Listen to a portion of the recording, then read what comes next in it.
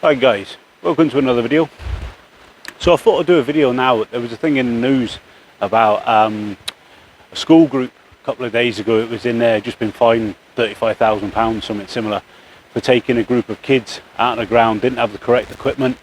Mountain Rescue had to be called to help them out. I don't know the ins and outs in it, but the long and the short of it is they shouldn't have been out on the ground with the equipment that they actually had. We're talking school shoes.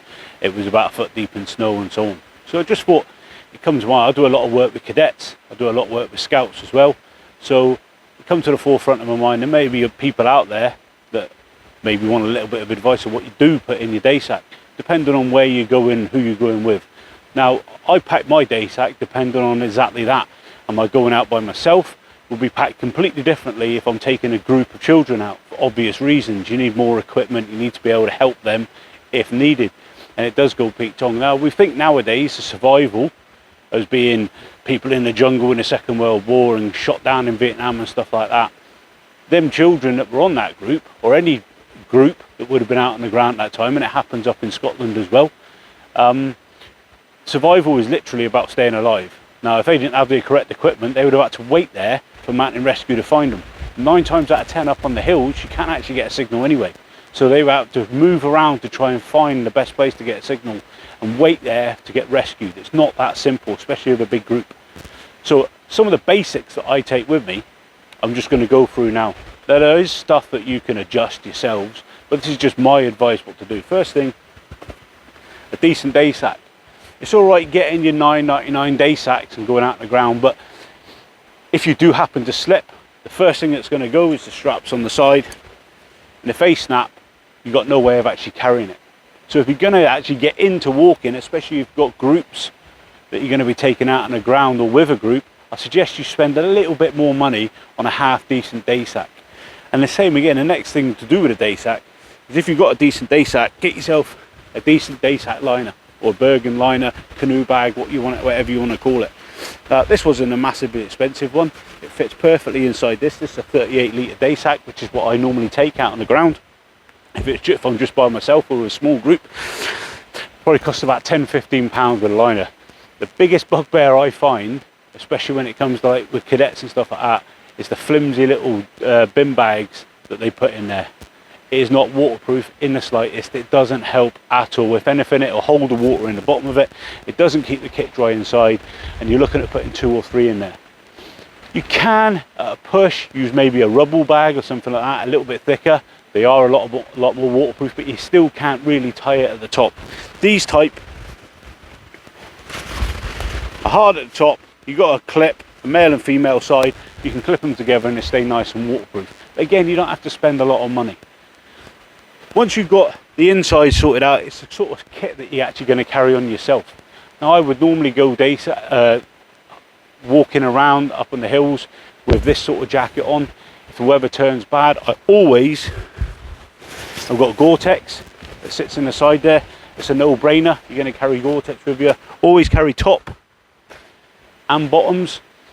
They don't have to be massively expensive. If you shop around, you can get a decent set for a reasonable price. I'm not talking a £10 set. It's probably not going to do you if you're seriously going to go up into the hills. If you're walking around the local park, it will do you, but just think about the elements and the environment you're actually going to go into before you start packing the kit. So I've got my waterproofs.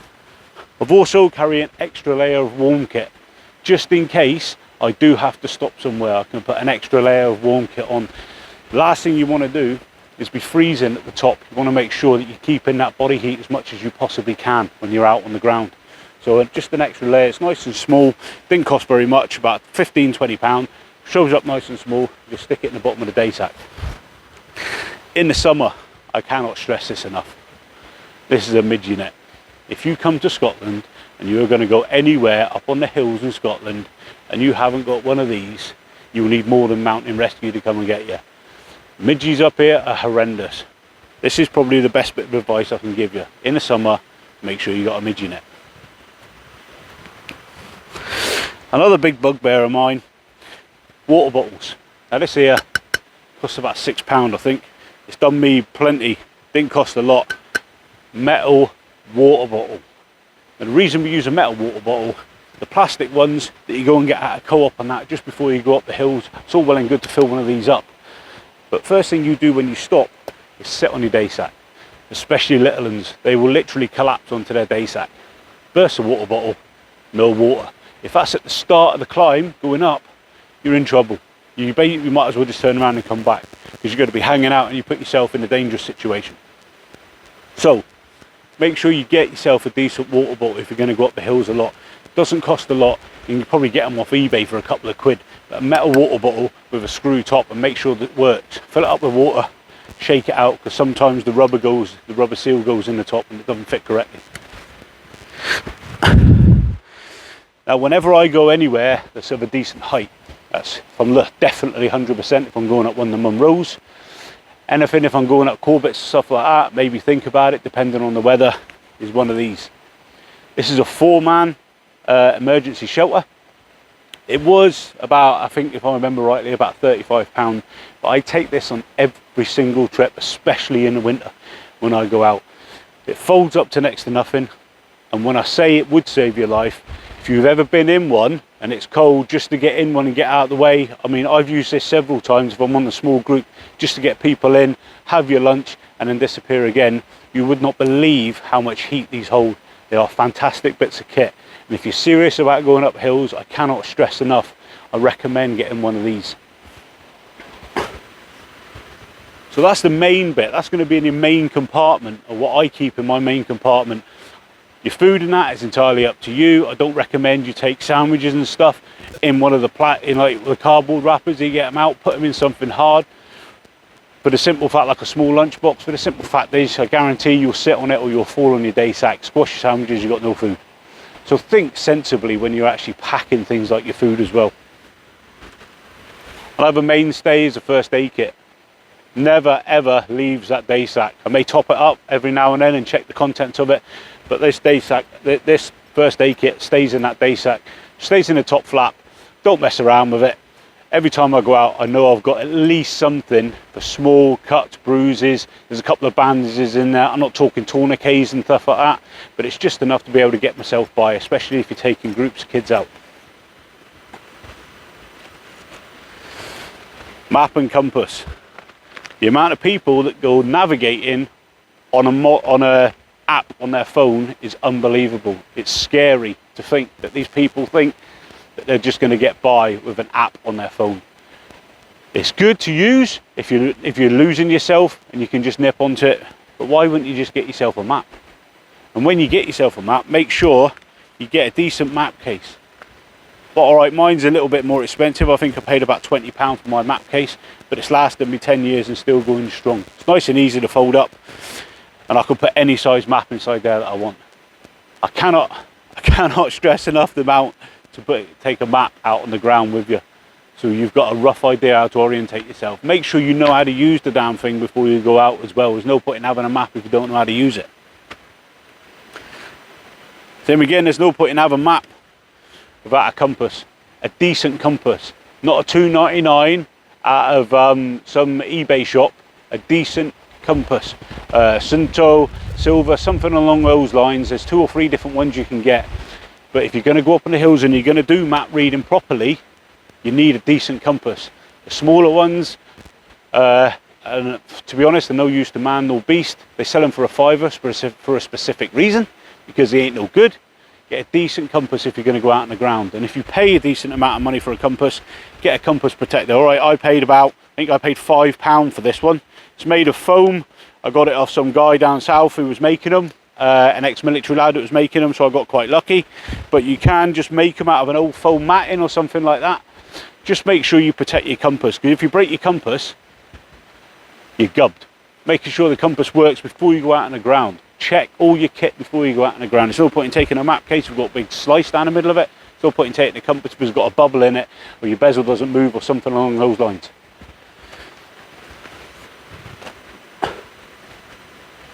Emergency wise, always carry a whistle. Again, this is something that always stays inside the bag, so I've always got it. It speaks for itself.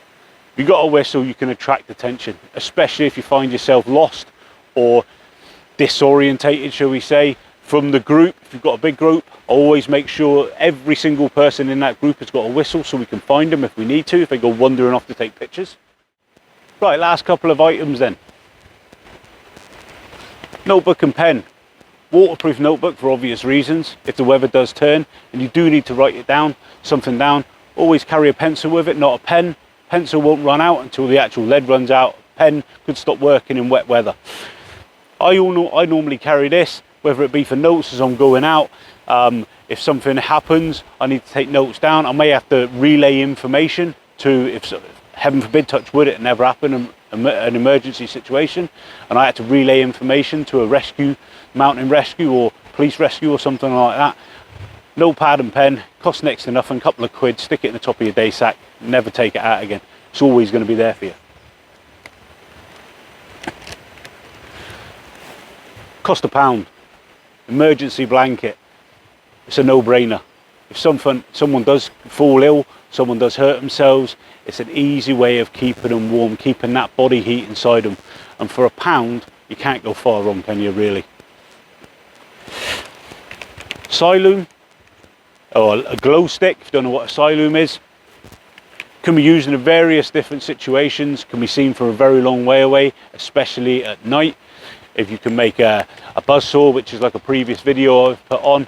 Again, you can get them from a pound shop nowadays, one of these. Just stick it in the top of your day sack, leave it in there, it's always going to be ready. It doesn't run out of batteries. Pop it, a little bit of string, which you've got on your whistle anyway. You can use it as you will. Now this got recommended to me a few years ago by someone.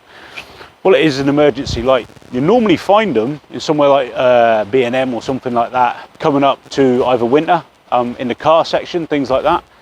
Fantastic bit of kit, cost me £5, and I cannot stress how good these are at night, and I've used it at night and it is amazing for the sake of a £5. All it is, you put 3 AAAs in the back, obviously check your batteries before you go out. 1 press gives you the light on the front, 2 presses lights up the sides and just goes round like a beacon, 3 gives you instant flashes, and 4 just gives you a flash, an intermittent flash. But this, you would not believe how far away you can see this. For the sake of a £5, 5 just keeps it on constantly. For the sake of a £5, just to stick into the top of your day sack, again, it's a no-brainer. None of this kit that I've talked about, apart from maybe the waterproofs, is very expensive. The basic kit. Imagine you were trying to be found and all you've got to do is literally flick that on, a couple of flicks, and someone will see that. It is easy then for people to actually come and find you in an emergency situation. I thought it was quite a good thing that got passed on to me, so I will always pass it on to other people. These things don't cost a lot of money, but they may make a massive difference in getting you rescued if, touch wood, that was a situation, but hopefully it never arises. Guys, like I said, that is just a couple of hints and tips from me as to what I carry depending on the group I go out with. And when I go out and do the bushcraft type stuff out in the woods, I carry a completely different day sack, which I'm going to go through in the next video. But that's basics, guys, for when you get out on the ground. Hopefully when you do go out there, you'll stay safe and nothing will ever be used, but it's there if it's needed.